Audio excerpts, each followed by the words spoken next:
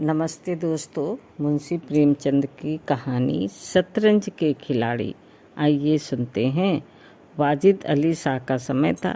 लखनऊ विलासिता के रंग में डूबा हुआ था। छोटे बड़े अमीर गरीब सभी विलासिता में डूबे हुए थे। कोई नृत्य और गान की मजलिस सजाता था तो कोई अफीम की पीनक ही के मज़े लेता था।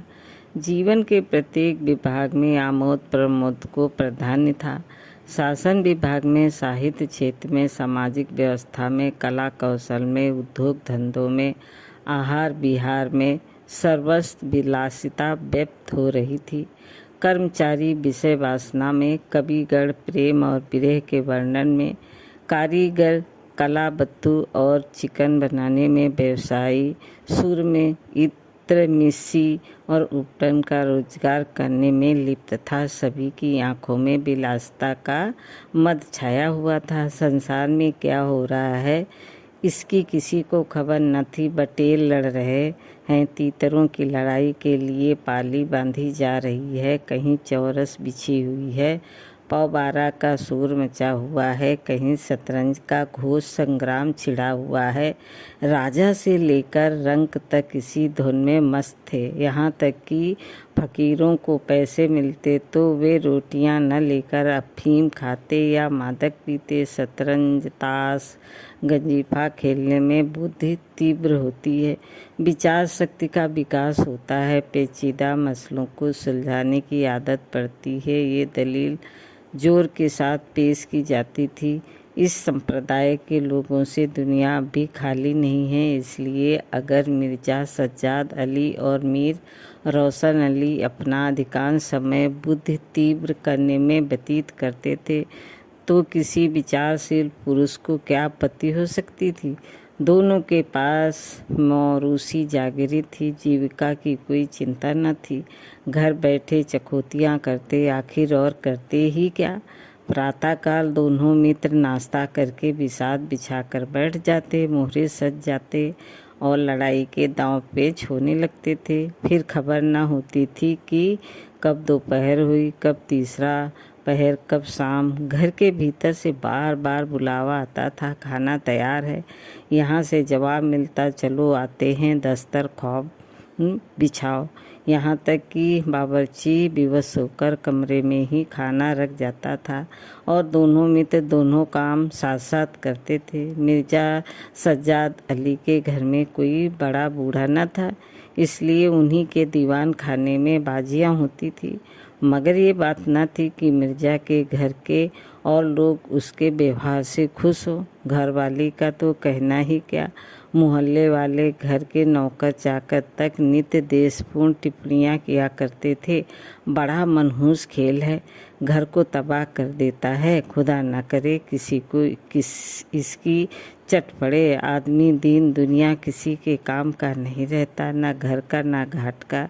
बुरा रोग है। यहाँ तक कि मिर्जा की बेगम इससे इतना द्वेष था कि अवसर खोज खोज कर पति को लताड़ती थी, पर उन्हें इसका अवसर मुश्किल से मिलता था। वो सोचती रहती थी। तब तक उधर बाजी बीत जाता था और रात को जब सो जाती थी तब कहीं मिर्जा जी भीतर आते थे। हाँ, नौकरों पर वो अपना गुस्सा उतारती रहती थी। क्या पान मांगे हैं, कह दो आकर ले जाएं। खाने की भी फुर्सत नहीं, ले जाकर खाना सिर पर पटक दो, खाएं चाहे कुत्ते को खिलावें। पर रूबरू वो कुछ न कह सकती थी। उनको अपने पति से उतना मलाल न था जितना मीर साहब से। उन्होंने उसका नाम मीर बिगाड़ू रख छोड़ा था। शायद मिर्जा जी अपनी सफाई देने के लिए सारा इल्ज़ाम मीर साहब ही के सिर थोप देते थे। एक दिन बेगम साहिबा के सिर में दर्द होने लगा। उन्होंने लौंडी से कहा, जाकर मिर्जा साहब को बुला लो, किसी हकीम के यहाँ से दवा लाए, दौड़ जल्दी कर। लौंडी गई तो मिर्जा ने कहा, चल अभी आते हैं। बेगम का मिजाज गर्म था। इतनी ताप कहाँ कि उनके सिर में दर्द हो और पति शतरंज खेलता रहे। चेहरा सुर्ख हो गया। लौंडी ने कहा, जाकर कहा अभी चलिए, नहीं तो वो आप ही हकीम के यहाँ चली जाएंगी। मिर्जा जी बड़ी दिलचस्प बाजी खेल रहे थे। 2 ही किस्तों में मीर साहब की मात हुई जाती थी। झल्लाकर बोले, क्या ऐसा दम लबों पर है, जरा सब्र नहीं होता?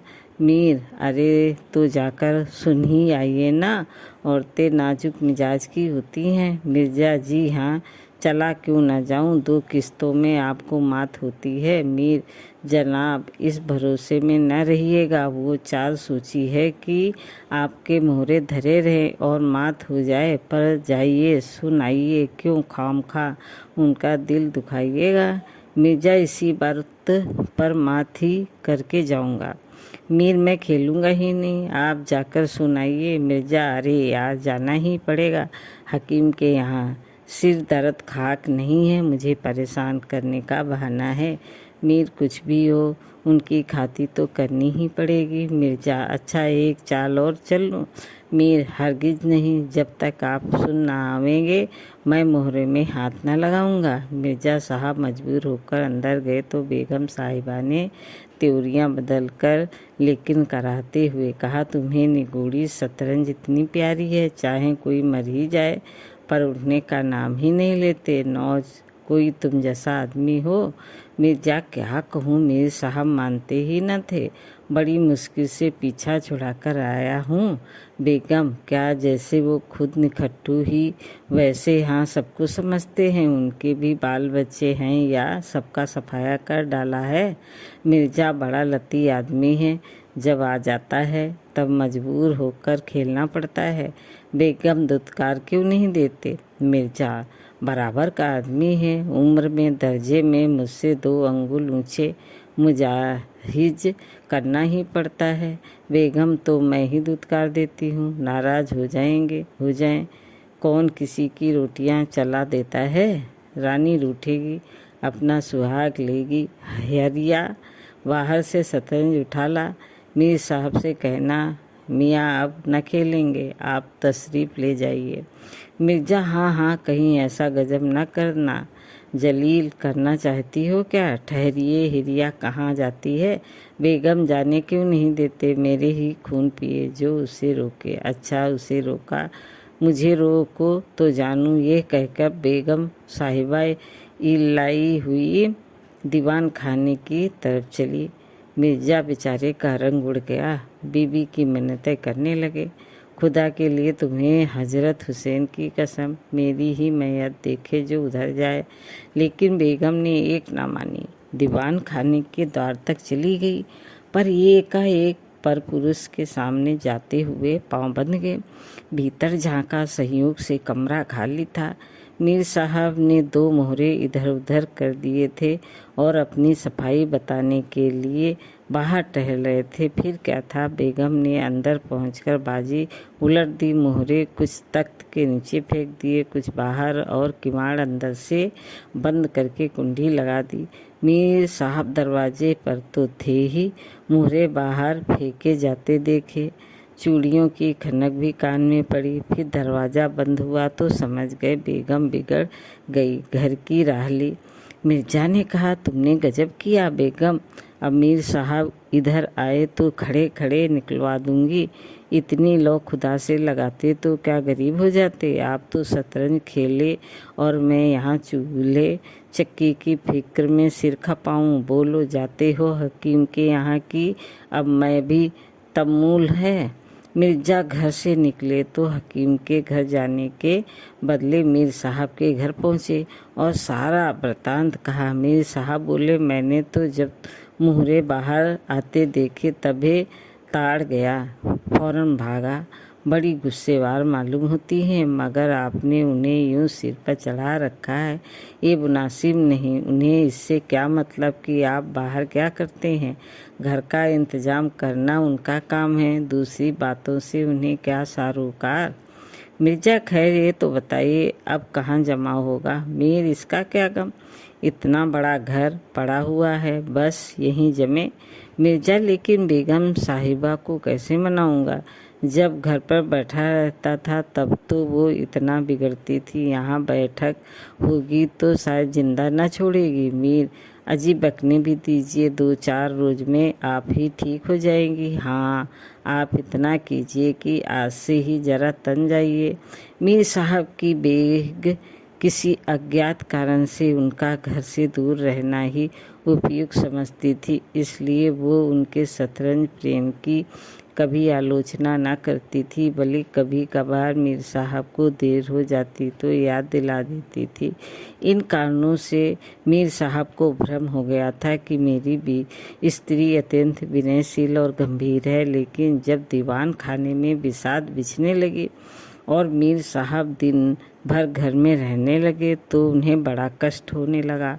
उनकी स्वाधीनता में बाधा पड़ गई। दिन भर दरवाजे पर झांकने को तरस जाती, उधर नौकरों में कानाफूसी होने लगी। अब तक दिन भर पड़े पड़े मक्खियाँ मारा करते थे। घर में चाहे कोई आवे चाहे कोई जाए, इनसे कुछ मतलब न था। 8 पहर की धौस हो गई। कभी पान लाने का हुक्म होता, कभी मिठाई लाने का, और हुक्का तो किसी प्रेमी के हृदय की भांति नित्य जलता ही रहता था। वे बेगम साहब से जाकर कहते, हुजूर मियाँ की शतरंज तो हमारे जी का जंजाल हो गई है। दिन भर दौड़ते दौड़ते पैरों में छाले पड़ गए। ये भी कोई खेल है कि सुबह को बैठे तो शाम ही कर दी। घड़ी आधा घड़ी दिल बहलावे के लिए खेल लेना बहुत है। खैर, हमें तो कोई शिकायत नहीं, हुजूर के गुलाम हो, जो हुक्म होगा बजा ही लावेंगे। मगर ये खेल मनहूस है, इसका खेलने वाला कभी पनपता नहीं। घर पर कोई न कोई आफत जरूर आता है, यहाँ तक कि एक के पीछे मोहल्ले तबाह हो जाते देखे गए। सारे मोहल्ले में यही चर्चा होती रहती है, हुजूर का नमक खाते हैं। आपने आका की बुराई सुन सुनकर रंज होता है, मगर क्या करें। इस पर बेगम साहिबा कहती हैं, मैं तो खुद इसको पसंद नहीं करती, पर वो किसी की सुनते ही नहीं। क्या किया जाए। मोहल्ले में भी 2-4 पुराने जमाने के लोग थे। वे आपस में भांति भांति के अमंगल की कल्पनाएं करने लगे। अब खैरियत नहीं है। जब हमारे रईसों का ये हाल है तो मुल्क का खुदा ही हाफिज, ये बादशाहत शतरंज के हाथों तबाह होगी। आसार बुरे हैं। राज में हाहाकार मचा हुआ था। प्रजा दिन दहाड़े लूटी जाती थी। कोई फरियाद सुनने वाला न था। देहातों की सारी दौलत लखनऊ में खींची चली आती थी और वो वेश्याओं में, भाड़ों में और विलासिता के अन्य अंगों की पूर्ति में उड़ जाती थी। अंग्रेजी कंपनी का ऋण दिन पर दिन बढ़ता जाता था। कमली दिन दिन भीग कर भारी होती जाती थी। देश में सुव्यवस्था न होने के कारण वार्षिक कर भी न वसूल होता था। रेजिडेंट बार बार चेतावनी देता था, पर यहाँ लोग विलासिता के नशे में चूर थे। किसी के कान में जू न रेंगती थी। खैर, मीर साहब के दीवान खाने में शतरंज होते महीना गुजर गए। नए नए नक्शे हल किए जाते, नए नए बनाए जाते, नित नई व्यूह रचना होती। कभी कभी खेलते खेलते भीड़ हो जाती, तू मैं तक की नौबत आ जाती, पर शीघ्र ही दोनों में मेल हो जाता। कभी कभी ऐसा भी होता कि बाजी उठा दी जाती। मिर्जा जी रूठकर अपने घर में जा बैठते, पर रात भर की निद्रा के साथ सारा मनोमालिया शांत हो जाता था। प्रातःकाल दोनों मित्र दीवान खाने में आ पहुँचते थे। एक दिन दोनों मित्र बैठे शतरंज की दलदल में गोते लगा रहे थे कि इतने में घोड़े पर सवार एक बादशाही फौज का अफसर मीर साहब का नाम पूछता हुआ आ पहुँचा। मीर साहब के होश उड़ गए। ये क्या बला सिर पर आई, ये तबलीग किस लिए हुई। अब खैरियत नहीं नजर आती। घर के दरवाजे बंद कर लिए। नौकर से बोले, कह दो घर में नहीं है। सवार घर में नहीं है तो कहाँ है। नौकर, ये मैं नहीं जानता, क्या काम है। सवार, काम तुझे क्या बतलाऊं, हुजूर से तबलीग है, शायद फौज के लिए कुछ सिपाही मांगे गए हैं। जागीरदार है कि दिल लगी मोर्चे पर जाना ही पड़ेगा, तो आटे दाल का भाव मालूम हो जाएगा। नौकर अच्छा तो जाइए कह दिया जाएगा। सवार कहने की क्या बात नहीं है, कल मैं खुद आऊँगा, साथ ले जाने का हुक्म हुआ है। सवार चला गया। मीर साहब की आत्मा कांप उठी। मिर्जा जिसे बोले, कहिए जनाब, अब क्या होगा? मिर्जा, बड़ी मुसीबत है बे, कहीं मेरी भी तबली न हो। मीर, कमबख्त कल आने को कह गया है। मिर्जा, आफत है और क्या, कहीं मोर्चे पर जाना पड़ा तो बेमौत मरे।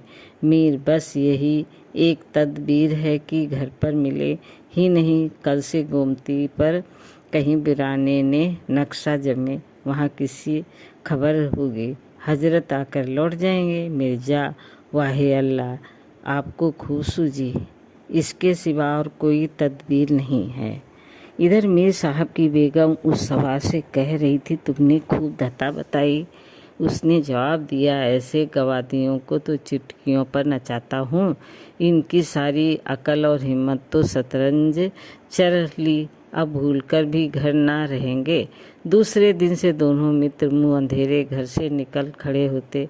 बगल में एक छोटी सी दरी दबाए डब्बे में गिलोरियाँ भरे गोमती पार कर एक पुरानी वीरान मस्जिद में चले जाते, जिसे शायद नवाब असफुद्दौला ने बनवाया था। रास्ते में तमाकू, चिलम और मदारी ले लेते और मस्जिद में पहुँच दरी बिछा हुक्का भरा शतरंज खेलने बैठ जाते थे। फिर उन्हें दीन दुनिया की फिक्र न रहती थी।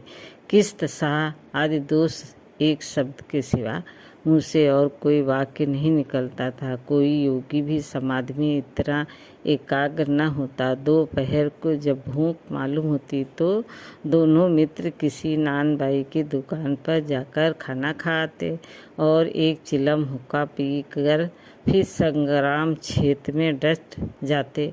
कभी कभी तो उन्हें भोजन का भी ख्याल न रहता था। इधर देश की राजनीतिक दशा भयंकर हलचल मची हुई थी। लोग बाल बच्चों को ले लेकर देहातों में भाग रहे थे, पर हमारे दोनों खिलाड़ियों को इसकी जरा भी फिक्र न थी। वे घर से आते तो गलियों में होकर डर था कि कहीं किसी बादशाही मुलाजिम की निगाह न पड़ जाए, नहीं तो बेगार में पकड़े जाएं। हजारों रुपए सालाना की जागीर मुफ्त में ही हजम करना चाहते थे। एक दिन दोनों मित्र मस्जिद के खंडहर में बैठे हुए शतरंज खेल रहे थे। मिर्जा की बाजी कुछ कमज़ोर थी। मीर साहब को किस्त पर किस्त दे रहे थे। इतने में कंपनी के सैनिक आते हुए दिखाई दे। ये गोरों की फौज थी जो लखनऊ पर अधिकार जमाने के लिए आ रही थी। मीर साहब, अंग्रेजी फौज आ रही है, खुदा खैर करे। मिर्जा, आने दीजिए, किस्त बचाइए, लो ये किस्त। मीर, तो खाना भी है, कोई 5,000 आदमी होंगे। कैसे जवान है, लाल बंदरों से मुंह है, सूरत देखकर खौफ मालूम होता है। मिर्जा, जनाब हौले न कीजिए, ये चकमे में किसी और को दीजिएगा ये किस्त। मीर, आप भी अजीब आदमी हैं, यहाँ तो शहर पर आफत आई हुई है और आपको किस्त की सूझी है। कुछ अब खबर है कि शहर घिर गया तो घर कैसे चलेंगे? मिर्जा, जब घर चलने का वक्त आएगा तो देखी जाएगी ये किस्त। बस अब की साह में मात है। फौज निकल गई। 10 बजे का समय था। फिर बाजी बिछ गई। मिर्जा बोले, आज खाने की कैसे ठहरेगा? मीर, अजी आज तो रोजा है, क्या आपको भूख ज़्यादा मालूम होती है? मिर्जा, जी नहीं, शहर में जाने का क्या हो रहा है? मीर, शहर में कुछ ना हो रहा होगा, लोग खाना खा खा कर आराम से सो रहे होंगे। हुजूर नवाब साहब भी ऐशगाह में होंगे। दोनों सज्जन फिर जो खेलने बैठे तो 2-3 बज गए। अब की मिर्जा की बाजी कमज़ोर थी। 4 का गजर बज रहा था कि फौज की वापसी की आहट मिली। नवाब वाजिद अली साहब पकड़ लिए गए थे और सेना उन्हें किसी अज्ञात स्थान को लिए जा रही थी। शहर में ना कोई हलचल थी, ना मार काट एक बूंद भी खून नहीं गिरा था। आज तक किसी स्वाधीन देश के राजा की पराजय इतनी शांति से इस तरह खून बहे बिना न हुई होगी। ये अहिंसा न थी जिस पर देवगढ़ प्रसन्न होते हैं, ये कायरपन था जिस पर बड़े से बड़े कायर आंसू बहाते हैं। अवध के विशाल देश का नवाब बंदी बना चला जाता था और लखनऊ ऐश की नींद में मस्त था। ये राजनीतिक अधर पतन की चरम सीमा थी। मिर्जा ने कहा, हुजूर, नवाब को जालिमों ने कैद कर लिया है। मीर होगा ये लीजिए शाह। मिर्जा, जनाब जरा ठहरिए, इस वक्त इधर तबीयत ठीक नहीं लगती। बेचारे नवाब साहब इस वक्त खून के आंसू रो रहे होंगे। मीर रो ही चाहें, ये ऐश वहाँ कहाँ नसीब होगा। ये किस्त मिर्जा, किसी के दिन बराबर नहीं रहते। कितनी दर्दनाक हालत है। मीर, हाँ सो तो है ही है। ये लो फिर किस्त। बस सबकी किस्त में मात है, बच नहीं सकते। मिर्जा, खुदा की कसम आप बड़े बेदर्द हैं। इतना बड़ा हादसा देखकर भी आपको दुख नहीं होता। है गरीब वाजिद अली शाह। मीर, पहले अपने बादशाह को तो बचाइए, फिर नवाब का मातम कीजिएगा। ये किस्त और मात लाना हाथ। बादशाह को लिए हुए सेना सामने से निकल गई। उनके जाते ही मिर्जा ने फिर बाजी बिछा ली। हार की चोट बुरी होती है। मीर ने कहा, आइए नवाब के मातम में मसरिया कह डाले। लेकिन मिर्जा की राजभक्ति अपनी हार के साथ लुप्त हो चुकी थी। वो हार का बदला चुकाने के लिए अधीर हो गए थे। शाम हो गई। खंडहर में चमगादड़ों ने चीखना शुरू किया। अबाबिले आकर अपनी घोंसलों में चिमटी, पर दोनों खिलाड़ी डटे हुए थे, मानो दोनों खून के प्यासे सुरमा आपस में लड़ रहे हों। मिर्जा जी 3 बाजियां लगातार हार चुके थे। इस चौथी बाजी का भी रंग अच्छा न था। वो बार बार जीतने का दृढ़ निश्चय कर संभल कर खेलते थे, लेकिन एक न एक चाल ऐसी बेढब आ पड़ती थी जिससे बाजी खराब हो जाती थी। हार के साथ प्रतिकार की भावना और उग्र होती जाती थी। उधर मीर साहब मारे उमंग के गजलें गाते थे, चुटकियाँ लेते थे, मानो कोई गुप्त धन पा गए हों। मिर्जा सुन कर झुल्लाते और हार की झेप मिटाने के लिए उनकी दाद देते थे। ज्यों-ज्यों बाजी कमज़ोर पड़ती थी, धैर्य हाथ से निकलता जाता था, यहाँ तक कि वो बात बात पर झुल्लाने लगे। जनाब, आप चाल ना बदला कीजिए। ये क्या की चाल चले और फिर उसे बदल दिया जाए। जो कुछ चलना है एक बार चल दीजिए। ये आप मोहरे पर ही क्यों हाथ रखे रहते हैं। मोहरे छोड़ दीजिए। जब तक आपको चाल ना सूझे मोहरा छुए ही नहीं। आप एक एक चाल आधा आधा घंटे में चलते हैं। इसकी सन्नत नहीं। जिसे एक चाल चलने में 5 मिनट से ज़्यादा लगे, उसकी मात समझी जाए। फिर आपने चाल बदली, चुपके से मोहर वहीं रख दीजिए। मीर साहब की फर्जी पिटता था, बोले, मैंने चाल चली ही कब थी। मिर्जा, आप चाल चल चुके, मोहरा वहीं रख दीजिए, उसी घर में। मीर, उसमें क्यों रखूं। हाथ से मोहरा छोड़ा कब था। मिर्जा, मोहरा अब कयामत तक न छोड़े तो क्या चाल ही न होगी। फर्जी पिटते देख तो धंधली करने लगे। मीर, धंधली आप करते हैं, हार जीत तकदीर से होती है, धंधली करने से कोई नहीं जीतता। मिर्जा, तो इस बाजी में आपकी मात हो गई। मीर, मुझे क्यों मात होगी। मिर्जा, तो आप मोहरा उसी घर में रख दीजिए जहाँ पहले रखा था। मीर, वहाँ क्यों रखूँ, नहीं रखता। मिर्जा, क्यों ना रखिएगा, आपको रखना होगा। तकरार बढ़ने लगी। दोनों अपनी अपनी टेक पर अड़े थे। ना ये दबता था ना वो। अप्रासंगिक बातें होने लगी। मिर्जा बोले, किसी ने खानदान में शतरंज खेली होती तब तो इसके कायदे जानते। वो तो हमेशा घात छिले कि आप शतरंज क्या खेलिएगा।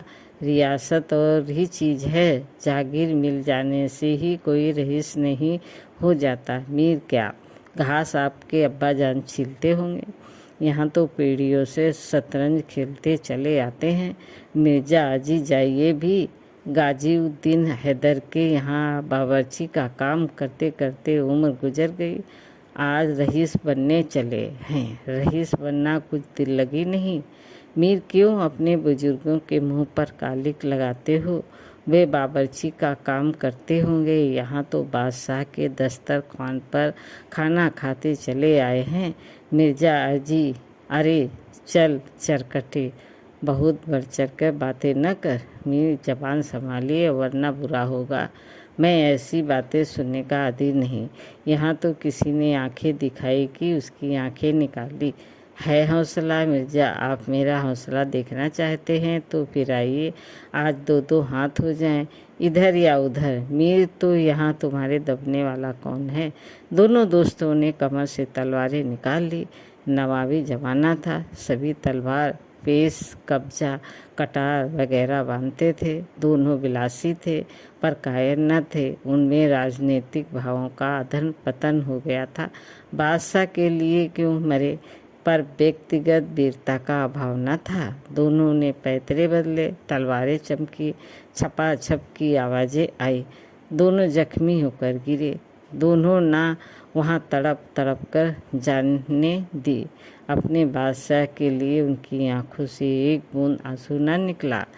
उन्होंने शतरंज के वजीर की रक्षा ने प्राण दे दिए। अंधेरा हो चला था, बाजी बिछी हुई थी। दोनों बादशाह अपने अपने सिंहासन पर बैठे मानो इन वीरों की मृत्यु पर रो रहे थे। चारों तरफ सन्नाटा छाया हुआ था। खंडहर की टूटी हुई मेहराबी, गिरी हुई दीवारें, धूल धूसरते इमारतें इन लाशों को देखती और सिर धुनती थी।